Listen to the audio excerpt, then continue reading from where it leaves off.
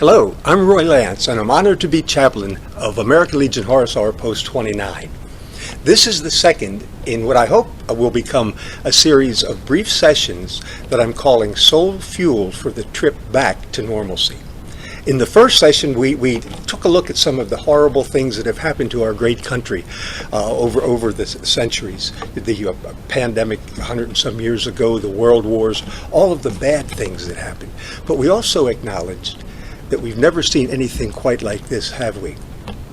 The roadblocks on the trip back to normalcy that have been with us for the last several months, the pandemic, the economic collapse, have been added to now by the civil unrest and mayhem.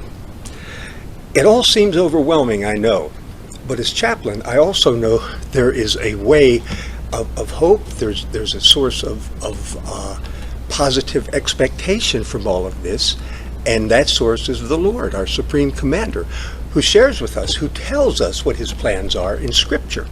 Let me share a couple of things with you.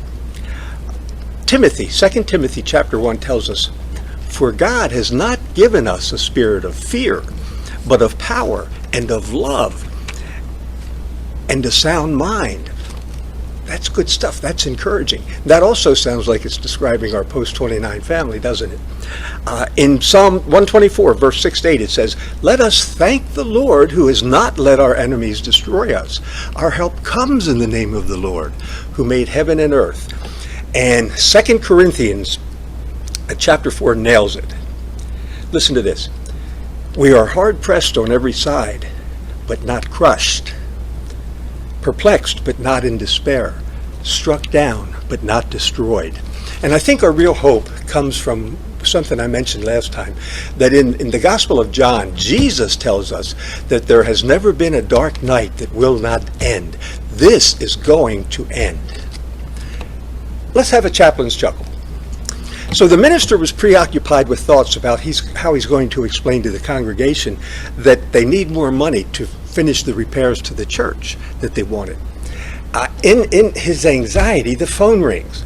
Picks up the phone, and it's the organist who's calling in sick.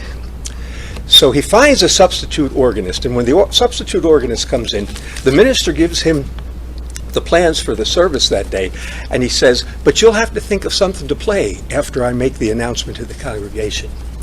During the middle of the service, the minister stands and he says, "Brothers and sisters, we are in great difficulty.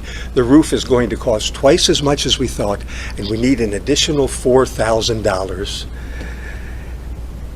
If you can pledge $100 to help, please stand up." At that moment, the substitute organist began playing the Star-Spangled Banner, and that is how the substitute became the regular organist. Oh, one more thing I want to share with you. I got to tell you about a sign outside a church in Augusta. It says, "Wash your hands, stay home, and don't touch your face."